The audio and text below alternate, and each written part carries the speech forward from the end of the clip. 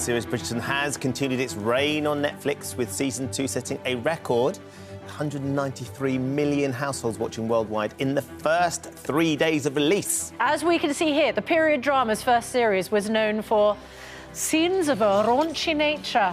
The second instalment is noticeably different, with fans saying it lacks the bonk-busting intimacy of Series 1. Is that the technical term for it? Yeah, I became a journalist in order to say things like that on television. I think you've peaked. Has Bridgerton lost the plot? Joining us to discuss this, we have Tessa Hartman, who says the new series needs more steamy scenes, and her daughter, Talia Storm, who says that more of it would make for uncomfortable viewing. So within one household, there's two very disproportionate views. Let's start with you, Tessa. Why do you feel like you want more of the bunk busting? Oh, I loved it. Bring back the sex scenes. Honestly, it made it. You know, Simon's character, the Duke of Hastings, he was horny, he was heady, he was impetuous, but you followed the passion. It wasn't gratuitous sex. It was an incredible love story, and it was risky for television, but we're all sitting at home in our jammies at the time during COVID. And it lightened up the room, it lightened up the bedroom. It was fantastic. Why not? You know, this series is great. We're all watching it, but it just lacks that passion, you know, that je ne sais quoi in the bedroom. And Talia, are you relieved? This is, I mean, the fact my mum is even saying this, OK? Season 2 is incredible. It's so much more than sex and power. You know, at the end of the day, this show is about courtship and not marriage. So this is the season of love. It's not for lust. And I think we got introduced to a new character called Kate, and I think she stands for everything that every modern woman should want to be. She's not standing for man. She's not standing for his big ego and his requirements. And she goes, hang on a minute, if you want me, if you want to court me, then you're just going to have to respect me for who I am and not a symbol of what's going on in the bedroom. Do you watch the show together? We watched the series together. We've been watching this. Talia's in London and I'm at home. So the second series, we've been kind of chatting all the way through it. But, you know, I've got to say, I mean, Talia, come on, it's a charade. We all love the feminist banter. We all love that strong, independent woman. I'm a strong, independent woman. But I love the sex scene. Let's stop it right there. At any moment a sex scene came on, I ran from the room. I do not want to watch that with my mother. I go to Netflix, you know, for escapism. I do not want to watch a bedroom on the TV next to my mum. So, Tessa, actually, what's happened is that they've made Bridgerton a little bit more toned down so you can have more of a family experience together.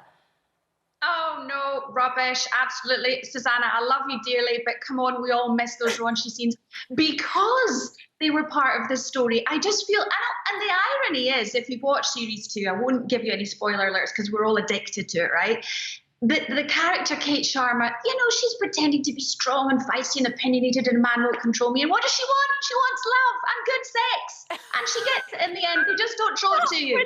But Talia, what happened between you and your mum? Why are you sort of less comfortable? Because it seems that your mum's absolutely fine watching a steamy sex scene with her daughter in the room. Why are you finding it so difficult to sit with your mum? Because it's a very natural thing, isn't it? OK, we're not going to have this debate now. I really but that is the debate, isn't it? I do not want to watch that. I am trying to celebrate women for what they are worth, all right? This season 2 has completely... You're all flabbergasted because you're like, hang on a minute, where was the bedroom? But it's more than that. It's about women fighting for their man. It's about a woman actually, hang on a minute, I've got a set of rules as well. Because Bridgerton's entire basis is on a man having a list of women and deciding which one to choose, OK? Kate comes in and shakes up the scene. And you all are crying about it. Well, I'm like, Kate, it's a breath of fresh air. It's interesting because I can't remember any of the storyline of the first series at all, but I do remember it looked so visually stunning and there was a lot of bonking in it. Yeah, I just love the costumes. Tessa, I just want to take you through Glamour.com. Have done an analysis of what you're missing out on. So, Bridgerton Series 1, Episode 1, 15 minutes into the first episode, the eldest brother is having a secret affair with the opera singer Sienna. Episode 2, no sex. Episode 3, Daphne, a little bit of pleasure in the bedroom. Episode 4, surprisingly wild first kiss. Can I get that job? Episode... I'd quite like to notate... Anthony grabs Sienna by the throat and smashes his face into hers. Episode 5, a freewheeling orgy. Wedding night sex. Episode 6, morning after sex. That's just the first 6 episodes of Series 1. Then they've done an analysis of Series 2. There are almost no sex scenes in Bridgerton Series 2. That's it. That's where it finishes. You're asking why we miss it. You've just given the answer. We want the sex. We want the bonking. We also love the costumes. We love the modern music with string arrangements. We love the casting. The casting is brilliant. But we love the sex and we miss Simon. Well, with or without it, 193 million households have watched it worldwide in the first 3 days. So they've certainly hit on a winning formula. Thank you both for joining us this morning. Yeah, good to see you. Thank you.